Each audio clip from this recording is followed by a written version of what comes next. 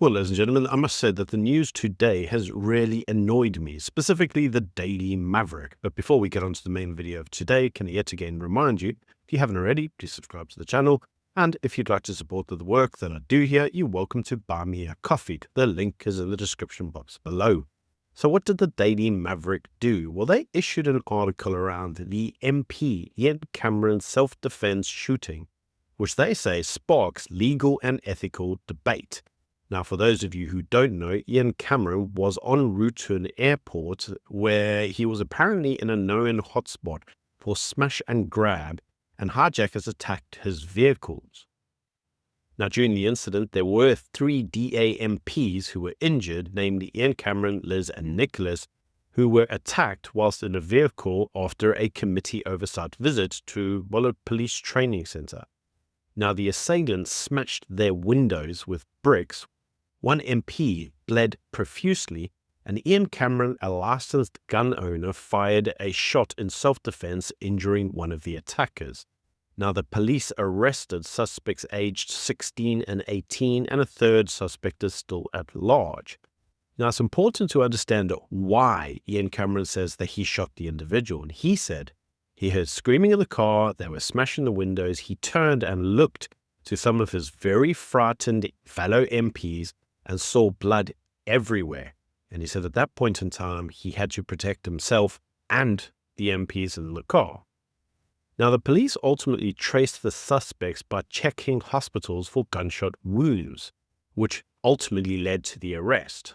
Now, the 2 that are in custody, 16 and 18, were detained shortly after the incident, with investigations still ongoing.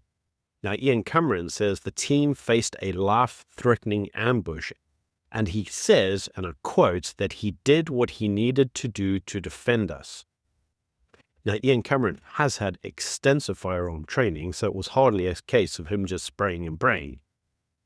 But in any case, the Daily Maverick has asked the question on whether or not the use of force standards for MPs and operations in high-risk zones should be adjusted in order to reflect the potential risk.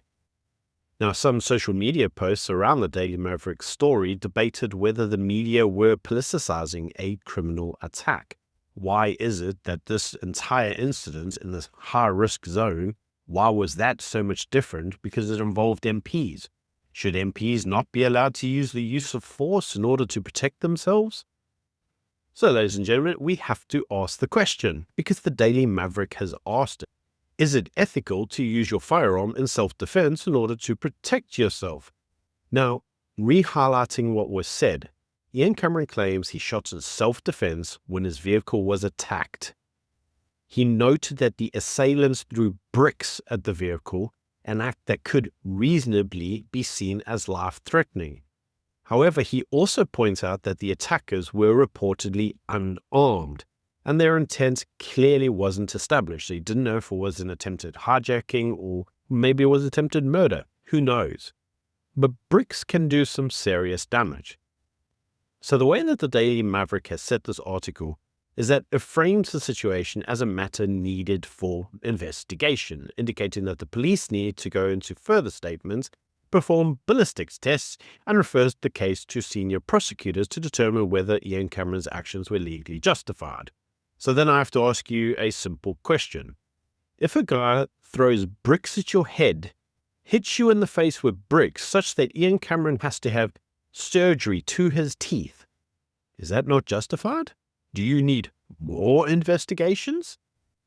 Now, the Daily Maverick doesn't specifically endorse or condemn Ian Cameron's decisions to fire his weapon. Instead, they ask the question of whether it was legal and ethical, because according to them, was there really a threat that was imminent? Was the shooting proportionate? I mean, the guy didn't have a firearm, so should he really have shot him? Now, they don't say that Ian Cameron overreacted, but they do highlight what they class as ambiguity. The attackers weren't armed. They feel that a detailed investigation is needed to assess the legitimacy of the self-defense claim. And to that, I say, you guys are full of shit. They were in a very high crime zone in the middle of Cape Town. What this shows you is the scale of violent crime in Cape Town. What you should be doing is endorsing what Ian Cameron did and praising him for protecting the lives of his fellow MPs. What you should not be doing is delegitimizing anybody that has to protect themselves through using the firearm for the purposes of self-defense. That, to me, is immoral. So, in my opinion, this entire article is immoral and unethical. In any case, that's my view. Let me know what you think in the comments section below. Moving on to the next news story, and this is Ronald Lamore says that Pretoria has no duty to assist the US with its Apartheid 2.0 refugee program. Yes, how do you create a good relationship between the US and South Africa, specifically when negotiating trade? Call America Apartheid 2.0. Yeah, that will do it. In any case, DIRCO, Islamist-controlled DIRCO, the most corrupt Islamist-controlled department in the government, and their minister, Ronald Lamore, said that South Africa has no obligation to assist the US refugee initiative. Now, he called the initiative an Apartheid 2.0 initiative and refers to what he classes as being an apartheid policy because, according to him, it prioritizes white Afrikaners and South African minorities under the new or refocused USRAP track. And this apparently is why it's Apartheid 2.0, because white Afrikaners, but it doesn't just cover white Afrikaners, does it? It also covers other racial minorities. It's a broader idea of those who broadly speak Afrikaans. So already there have been some individuals of mixed race that have gone. And so the reality is it's not a white Afrikaner program. Now, as you know, in May 2025, the South African government formally raised concerns with Washington about politicizing resettlements of South Africans under the guise of refugees. The basic idea being that we're the Americans just after our farmers because our farmers are very good. But remember that we were then told when they first went over that they were just a bunch of car guards. You know, they weren't actually real, legitimate people. Now, from the US side, the US Embassy page outlines eligibility for South Africans applying for the USRAP. That's the process information, not the politics. And it does say individuals of ethnic minorities. So it doesn't necessarily just mean white Afrikaners. And everybody who's covered this topic in an objective manner has noted that. The actual words used are Afrikaners and other racial minorities. So it's hardly just whites only, is it? But you see, Lamore's message frames the US move as racially selective and politically motivated. And he says South Africa won't help facilitate it. Now, this also comes on the back of the news that the Americans were actually going to outsource the program. They also said they would be capping the number of individuals who could go underneath the scheme.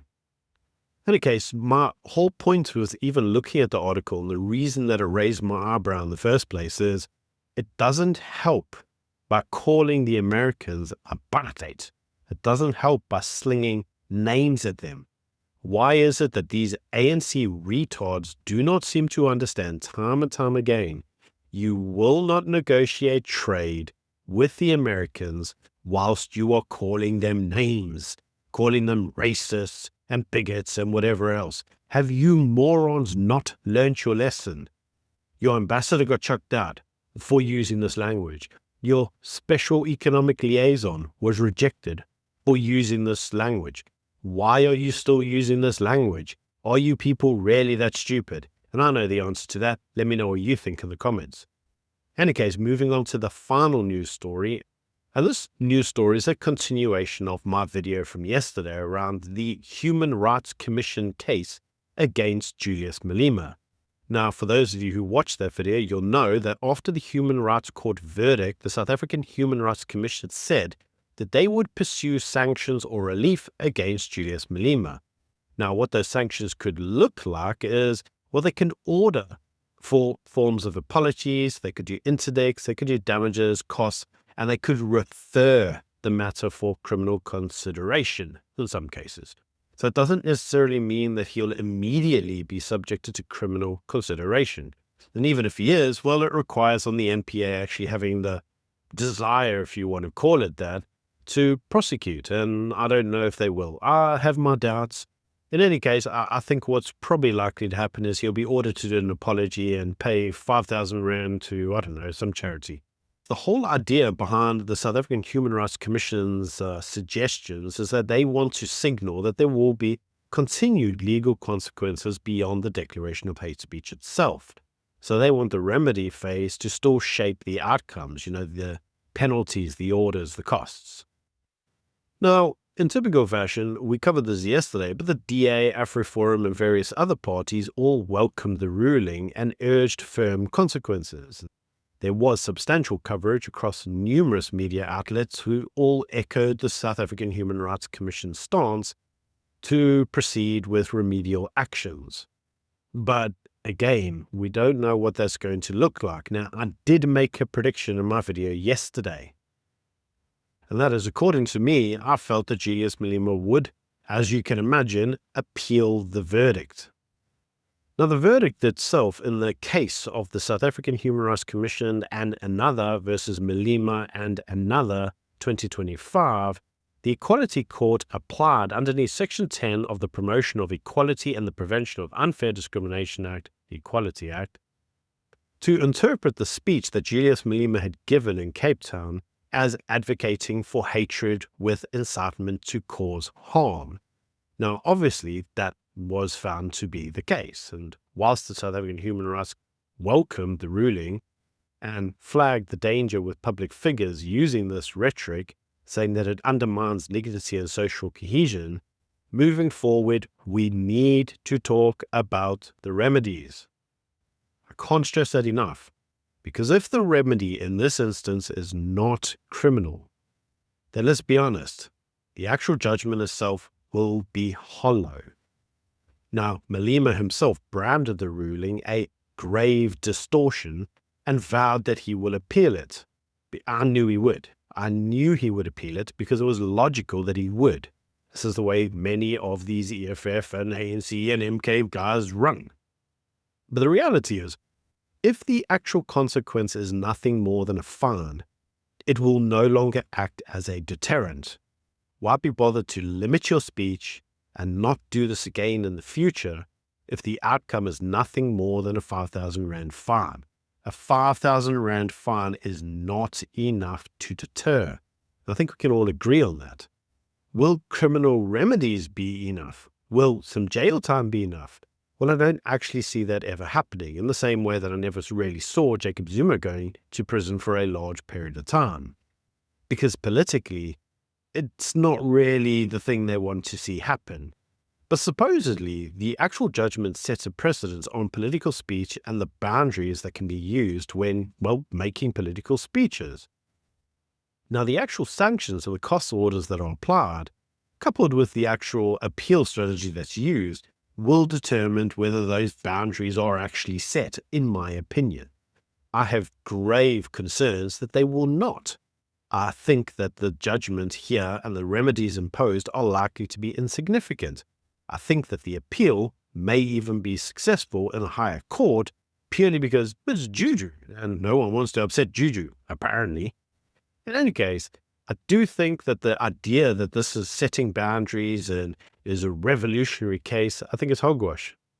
Let us not forget that Kill the Boer was originally determined as hate speech too, and that was overturned on appeal. Anyway, you let me know what you think in the comment section below. That's all I've got for today. Until next time, and bye.